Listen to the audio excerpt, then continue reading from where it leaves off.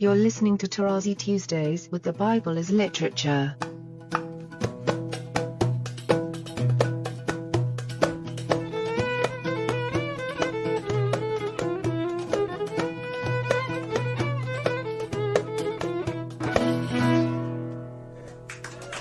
Hi, this is Father Mark Boulos, and you are listening to Tarazi Tuesdays with the Bible as Literature podcast. This week, Father Paul explains how the biblical author uses the Hebrew terms Asah and Bara to establish the finality of God's work. I am happy to introduce Father Paul on the Bible as Literature podcast, Tarazi Tuesdays. I mention here quickly, as a first feature, the expression let, followed by a verb, which is all over chapter 1. This is in Hebrew called the jussive command. It's the imperative for a third person to do something. Okay? We don't have the word let in Hebrew for those who know Hebrew. You have a jussive form of a verb. And this is throughout Genesis 1. So already to the hearing, the whole chapter is brought together through this let. The second feature, the same, the way we have let all over the place, applies to the verbs denoting making. Asa in Hebrew, which is basically make, do, 6 times, or creating, which is the verb bara, and I explained it as making functional, 5 times in Genesis 1. So between the two we have 11 times. In the wrapping up passage of Genesis 2, 1 through 4, alone, 4 verses, Asa occurs 4 times and Bara twice. So already, to the ear, it is obvious that it is the conclusion of this whole chapter.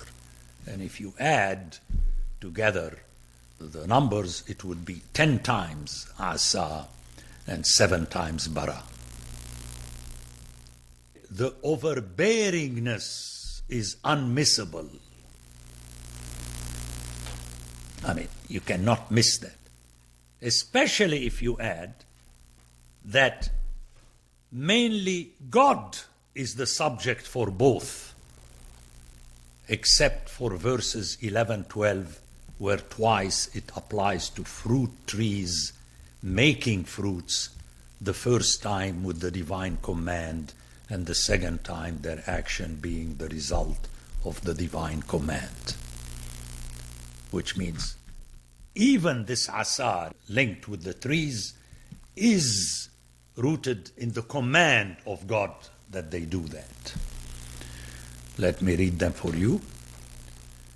And God said, let the earth put forth vegetation, plants yielding seed, and fruit trees bearing fruit. Notice, the English uses the word bearing.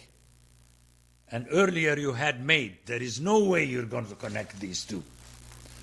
But in the Hebrew, it is the verb making fruit, in which is their seed, each according to its kind upon the earth. And it was so, then the earth brought forth vegetation, plants yielding seed according to their own kinds, and trees bearing here, making fruit in which is their seed, each according to its kind. The intention is obvious, to stress the vegetation's activity as being independent of the sun and being rather the immediate result of the divine command. Because the sun appears in the following day, whereas the trees started producing before. And then it's very clear from the previous verse that this production, doing, making fruits is rooted in God's command for them to make fruit.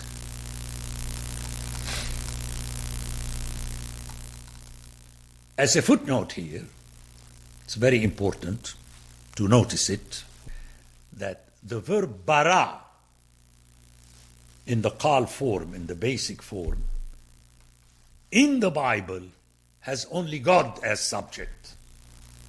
And this will allow me to make my comments later, but for the time being I wanted to add that. See, asa, no, it's a general verb, but bara is specifically linked to God. It is worth noting here the parallelism in connotation between asa and bara, because people make a big deal about it, which parallelism is reflected in that actually to the hearing you have a parallelism. But then here I'm bringing another backing to that the Septuagint translates both into the same verb piyun, which is make do, whence we have poet, a person that produces a literary product without any artifact, the way an artisan does. It's like out of his mind. He doesn't have pieces of Lego. Pietis. Pietis, maker, is precisely the term used of God in the Nicene Creed. And lately, especially in the Greek Archdiocese, they are making an effort to change maker into creator because, Orthodox theology loves to stress the difference between the two. But the Septuagint doesn't do that. But still important for me that the Hebrew has two verbs. And there is a play on that. Actually, bara on its own is used in the title Bereshit bara Elohim. Okay, all this is important for us to realize. But as a totality, Asah and Bara together, it's 17 times. And you have a concentration of 4 times and 2 times in the first verses of Genesis 2. Still, this interconnection between chapter 1 and the beginning of chapter 2 can be heard in the original Hebrew. And let's hear it again. So God blessed the 7th day and hallowed it, because on it God rested from all his work which he had done in creation. Hebrew sounds created in order to do it. You have bara la'asot connected together. These are the generations of the heavens and the earth when they were created, in their having been created, in the day that the Lord had made the earth and the heavens. So the full conclusion of this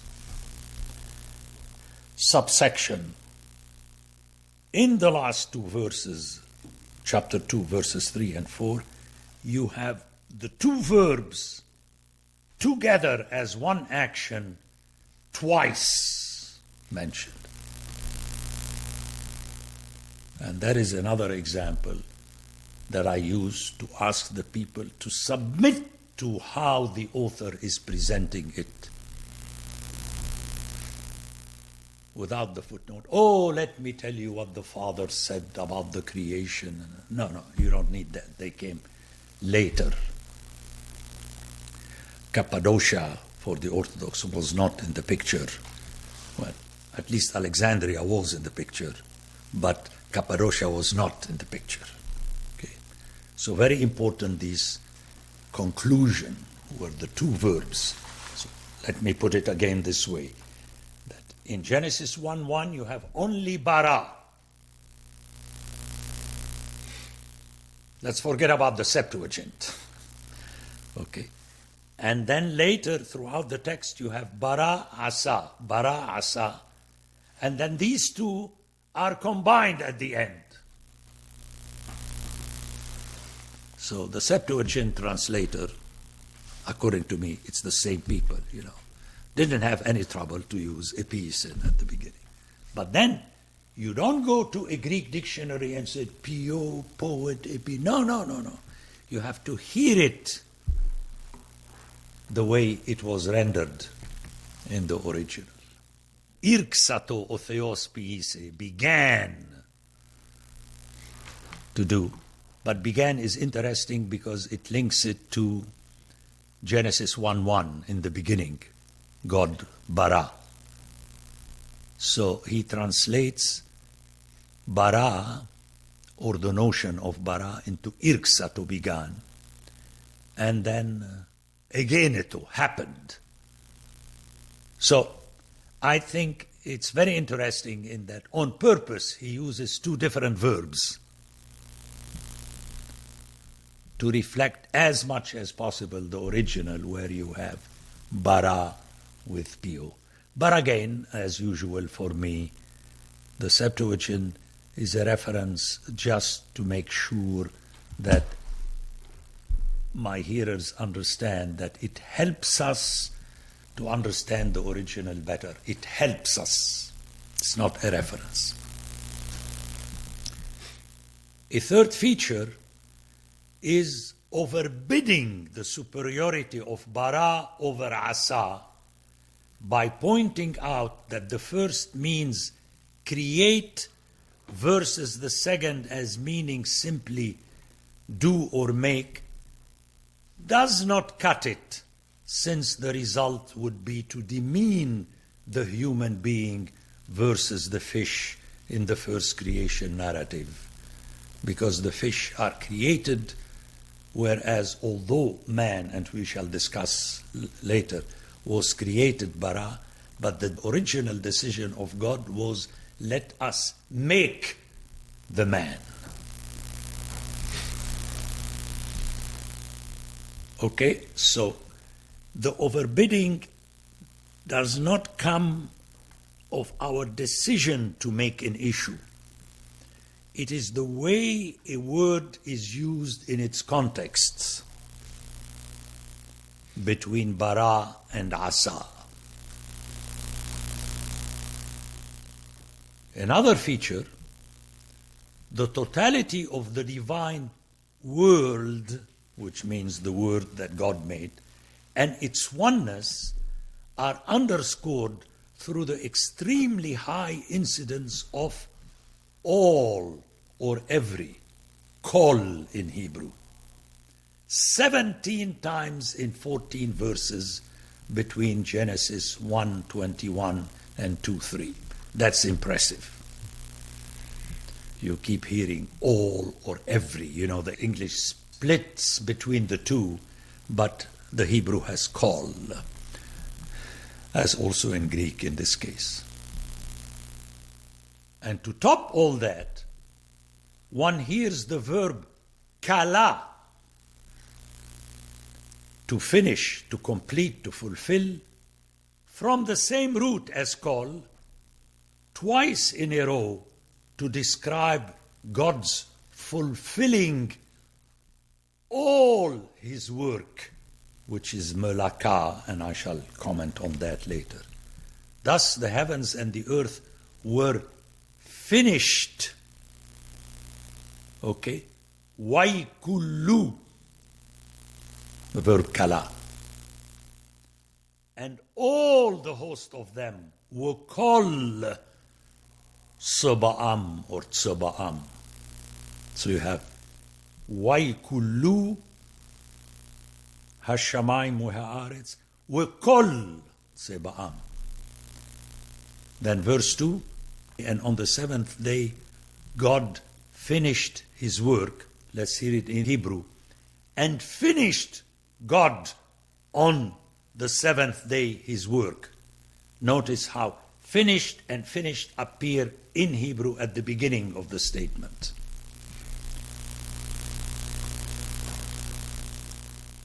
And then at the end, although at the beginning of verse 2 we have he finished his work, at the end, and he rested on the seventh day from all his work. Kol. So you have twice finished and twice kol in verse 2.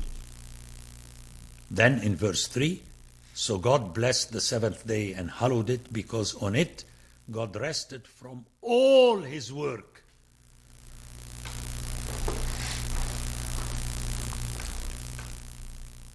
Which he had done in creation. Again, this done in creation is very funny, but let's hear the Hebrew. Asher bara Elohim le'asot. He barad, if you like, created in order to do, which is very funny. Okay? So, in the last two features, I stressed the interconnection between bara and asa. And in the last one, I showed how this applies to the entire work. So going back, especially when you get to the two verses that deal with the human being, God says, let us make, and then 3 times you have the word bara. And earlier you are hit, and I'm going to get back to all these points, that he creates, the first time you hear the word bara outside Genesis 1:1 is with the tanninim, the sea monsters. Yuck. See? And the last feature, finally, in order to underscore that everything, the whole, W-H-O-L-E, the all is accomplished, at least on God's part, the author concludes his narration of God's activity with the statement, and God saw everything, Hebrew, kol, that he had made, and behold, it was very good. That's the only time that we hear very good and not just good. And there was evening and there was morning, a 6th day. Very powerful. So God's finished his work. So in Genesis 1 and the first verses of 2, God behaves, and I think, what's his name? Alfred Hitchcock learned from him, where he appears at the beginning of his movies, he has a cameo and then disappears. Nice, nice. There you go, something like that. Now it's your turn, young man, to see what you're going to do with that. Very impressive. One hears about all, kol, that God made, asa on the one hand, and that God saw, and it was very good, and not just good, as in the case of the previous days.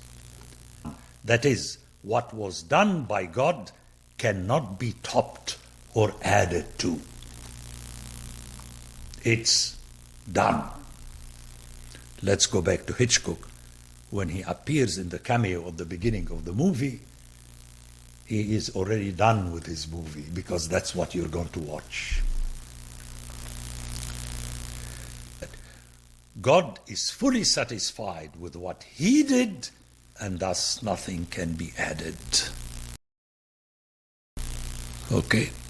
That's why this whole fallacy about understanding a new heavens and new earth as though it is a new world does not fit Scripture, because in the case of the flood, we are reminded that you have a continuation through Noah and his sons and their wives that were before the flood and after the flood. Notice, as I mentioned in my earliest podcast, one of the features of Noah is that while the others, and this is repeated later with Shem, so before him and after him, the separation in the life of the one human being is his having begotten his first son and the rest of his life. Whereas in the case of Noah, it is before the flood and after the flood. Impressive. So here again, the text is important, and you cannot say, well, this first son applies to everyone. First of all, the text does not say that Noah had his first son. He said he had 3 sons.